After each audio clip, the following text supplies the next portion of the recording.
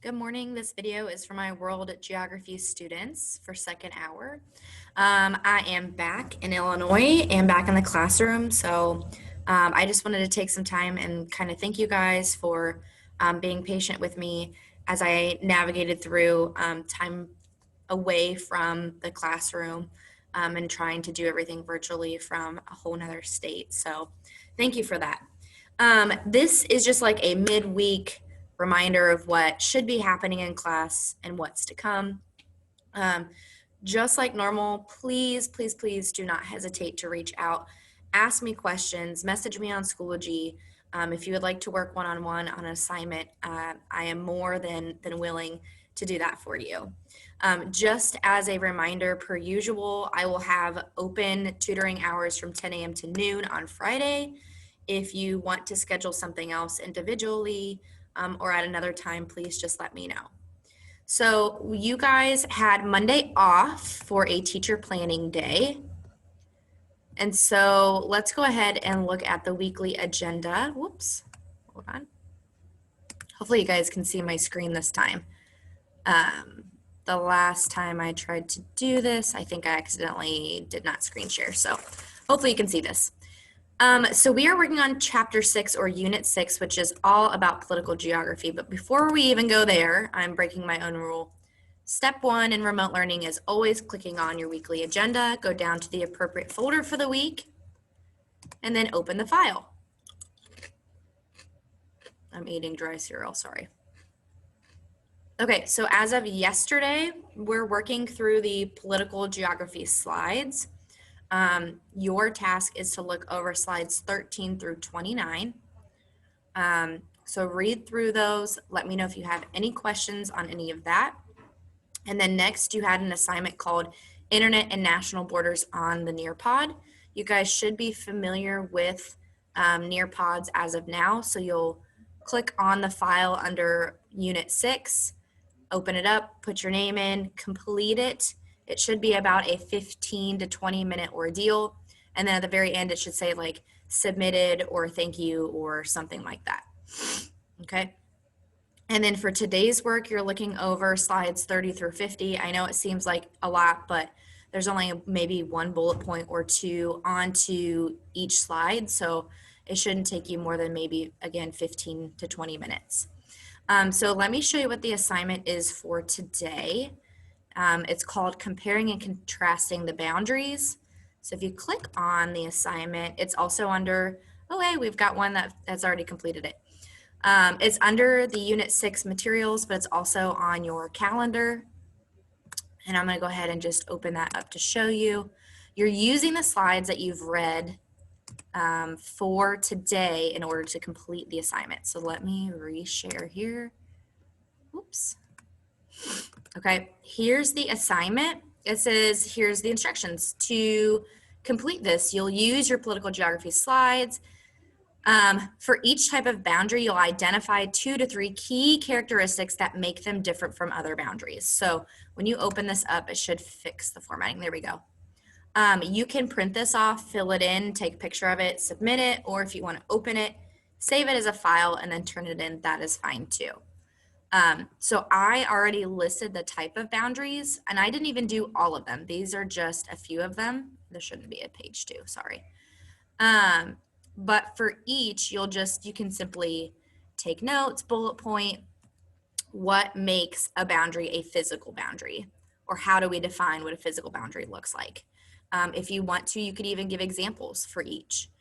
What I want you to do is just simply compare and contrast these 5 different types of boundaries that we can find, or borders that we can find, okay? So that is today's work. And then we move forward, just letting you guys know what's to come for the week. Tomorrow is a very short, sweet, simple assignment here. Continuing on with borders, you only have one assignment. This assignment should take you maybe 5-10 minutes, okay? Borders and boundaries guided movie notes. I was gonna put up 2 or 3 different movies, but I didn't like the videos that I was finding out there. They were really fast and confusing. So when you click on this assignment, okay, it'll pull up. Again, I'm gonna stop share and then screen share. So that way you guys can see it. Hopefully you can see this. I'm hoping. It says I'm screen sharing. All you have to do is click on the YouTube link. Let me know if you have any issues with that link. And then you have 4 questions that are follow-up questions. Print it out, write it in, take a picture of it, or open it up, write in it, and then submit it. We are almost done with political geography. So the last assignment for the week, oops, did I click out of, I got Schoology up twice, hold on. Go under materials, go under weekly agenda.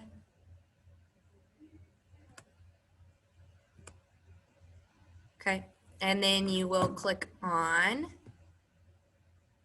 the United Nations web quest, okay? So you go to materials. I actually, I don't know why it says Friday for both. This one's supposed to be for tomorrow, so I'll fix that due date. I actually started to look into the web quest. It's very easy. It walks you through step by step what you need to click on. But if you have any questions about navigating through the website, just let me know.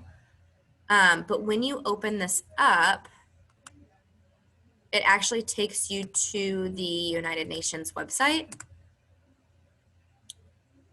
For some reason, it keeps clicking up and down and on and off. So hopefully you can see this. But the web link is there. Again, if you have any issues with that, just let me know.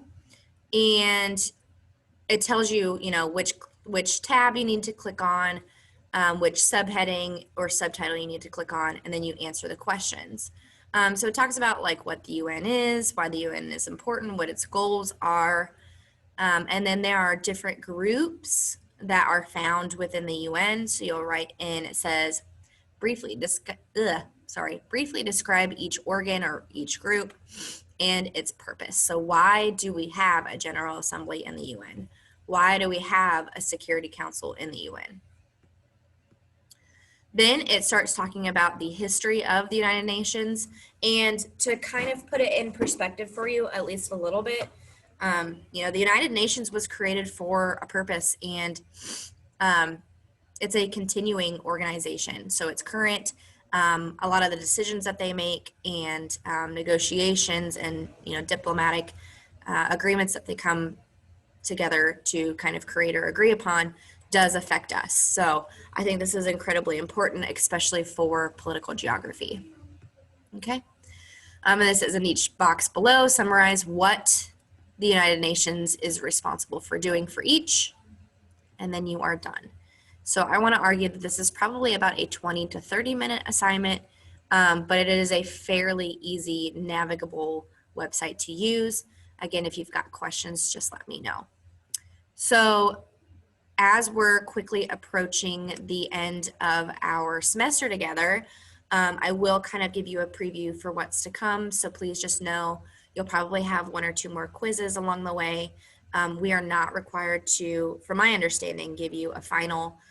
So I'm just asking that you guys please continue to work and turn in assignments. Don't wait until December 17th, the day before the quarter ends, to turn everything in, because 1, that's not very fair to me, and then 2, that causes you to have a lot of issues with trying to organize all of your assignments. So, but again, if you guys have any questions or concerns about anything, please just let me know, and I hope you guys have a great day.